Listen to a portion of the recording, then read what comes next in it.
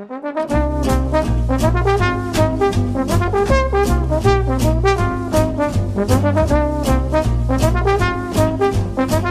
right, excited to go across the border to Ontario, specifically Ajax, for a conversation with Barry Fillier. The name of the book we're talking about, The Truth and Nothing But the Truth. It is so cool how he came about this. And I think the illustrations are some of the best that I've ever seen in the story, bar none, when we're talking about children's children's books and the inspiration for this. And he's had such an interesting life in the film world too. So we're going to also mention that as well. But Barry, thanks so much for coming on Author's Corner with me, Kate Delaney, here on America Tonight. You're very, very welcome, Kate. What led you to write a book like this where we're talking about teeth and there's incredible play on words like the Cavity Crew and Rudy and Crown Decay and all of that. What sent you in this direction to writing this book in the first place? Well, I originally wrote the manuscript in 1996, when my daughter lost her second tooth. And just basically then let it sit for a while. And in 2014, when my two granddaughters were 6 and 4 years old, I rewrote it edited it down, and then published it with a self-publishing company, which I'm no longer with for a number of reasons. One was I found out I didn't own the rights to the illustrations, and then revisited it just recently in November of last year, and republished it as an extended edition, and created a website for it with a great little Canadian company, and wrote a song for the website, a parody of Meghan Trainor's All About the Bass, only it's called All About the Tooth, and I hired a seven-year-old local girl to sing it. I know. I love that because, there's a thing about all of us with teeth and being afraid of the dentist. And there's something about the sweetness of this book and thinking about tooth fairies and just kind of the whimsical ride you take us on. Was that part of the idea of writing the book? Yes. My daughter wasn't really afraid of going to a dentist at that age. But more curious and asking me, what does the tooth fairy do with my teeth? And when they take it back to fairyland, and where do they get the money to put under the pillow for me? And so, when I first wrote the manuscript, I, pondered it, and that's how I came up with the concept, and that to make it much more, reader friendly, named all the characters in the story about from the teeth. Yeah, and, I know. So I said that Rudy and Crown Decay and all of that. Yeah. Yeah. So they could, and in the long run, hoping that, eventually I could create a website where the child can pick their avatar and get a thank you for their tooth, and connect with the different tooth fairies. And because even though they don't know the names of the different teeth, but at least, throughout the years as they read it, they get more familiar with their teeth and how important it is to keep the teeth cavity free, even though they do get cavities, but, to help keep the magic strong, because nobody's explained what the ingredient in magic is. And what's more pure and innocent than what comes out of a child's mouth? Yeah, and to instill their imagination. Yeah, exactly. I mean, the characters are so good for everybody listening. If I could just paint this picture for you, the illustrations, you can go to Amazon, you can get it there for a song, any way that you want to devour it, Kindle, etc., book. This would be great in dentist's office. You've got, like, for example, Plaquette, you have Flow Rider, which I love Flow Rider. You have Flossie, you have as I mentioned already, Rudy. There's so many interesting characters in this book, and the illustrations really, really pay it off. Tell us a little bit about the story. We're not going to tell them everything, but it's all about the tooth fairy and the pillow underneath, and all putting your tooth underneath the pillow. Yes. Well, basically, the story is also an adventure story because McKenna, one of the little girls in the story, actually goes to Fairyland to help rescue Rudy because the tooth that she that has fallen out is what is known as a milk tooth, and it's a special tooth that then has that much more magical powers.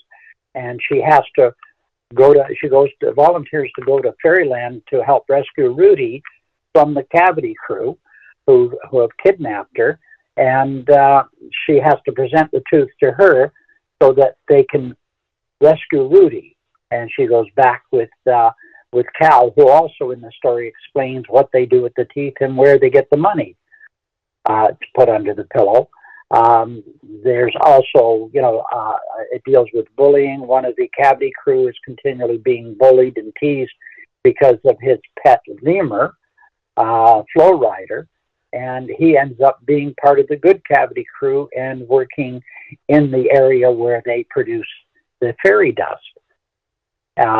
Also, there's and all the characters, by the way, are of different ethnic backgrounds as well.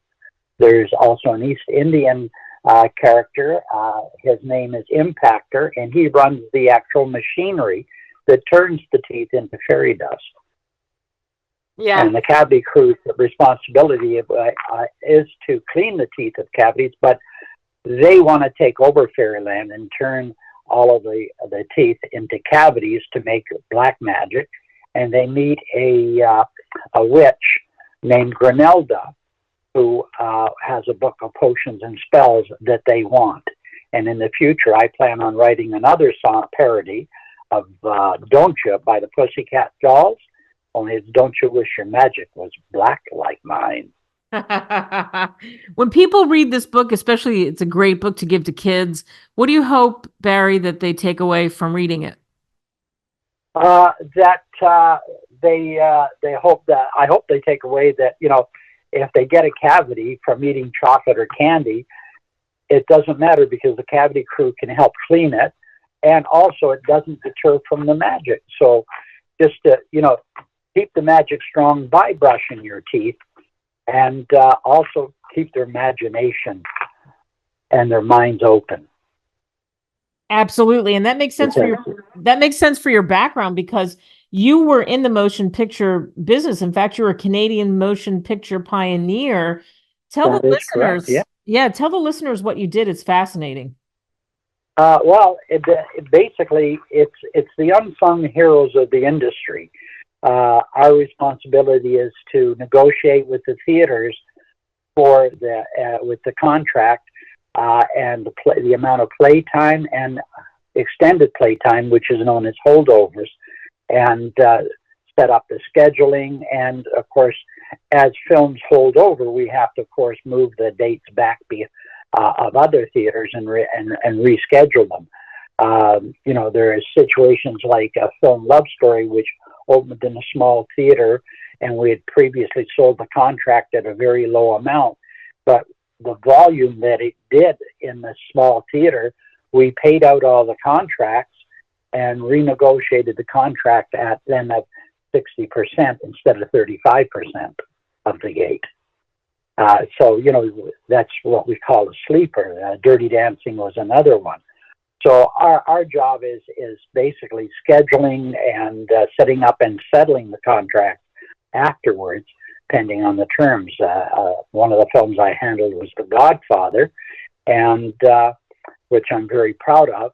And I had to negotiate that with a circuit that would not play a percentage film on a Sunday, and never did. And I got into a disagreement with them over the contract, which was 90-10-70, which means we take 90%, guarantee them 10% profit, and pay their house expenses.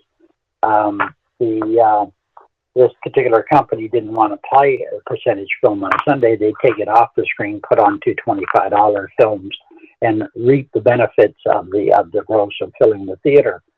And they actually threw me out of their office, not physically, canceled all my bookings, and then a week later invited me back in and gave me everything I wanted. And it was good because that film was such a big hit. They sent you a plaque. Paramount did. They were so excited about it. And then, you had another story I thought that was so good. Easy Rider. Peter, now there's another big movie out about motorcycle gangs, but Easy Rider was really the first one. And Peter Fonda was one of the stars in it. And you had to sort of babysit him, right? Yeah, yes, I did. I sat in his hotel room. We were having a convention, and I had just started with this company, Astral Films, who had the rights to American International Pictures. And we were having a convention at the exhibition station in Toronto. And I had just started with them. And the funny thing is I had quit my job on the Friday of a long weekend, September. And my cousin, who was also in the film industry, and my two cousins and aunt. And he said, well, go down to the Film Exchange building on Victoria Street and meet with Terry O'Brien, which I did. He hired me. On the Friday following, I get a paycheck, and it includes the Monday. And I went to Terry, and I said, Terry, they made a mistake. I got paid extra. He said, no, you got paid for the holiday because I hired you on the Saturday. That impressed the hell out of me. And I thought, this is the business I want to be in. And you crushed it all those years in the business. And you crushed it with this book, too, the book, The Truth and Nothing But the Tooth, a fairy tale. You can get it on Amazon, Barnes & Noble, wherever great books are sold. Barry, thank you so much. Oh, thank you, Kate.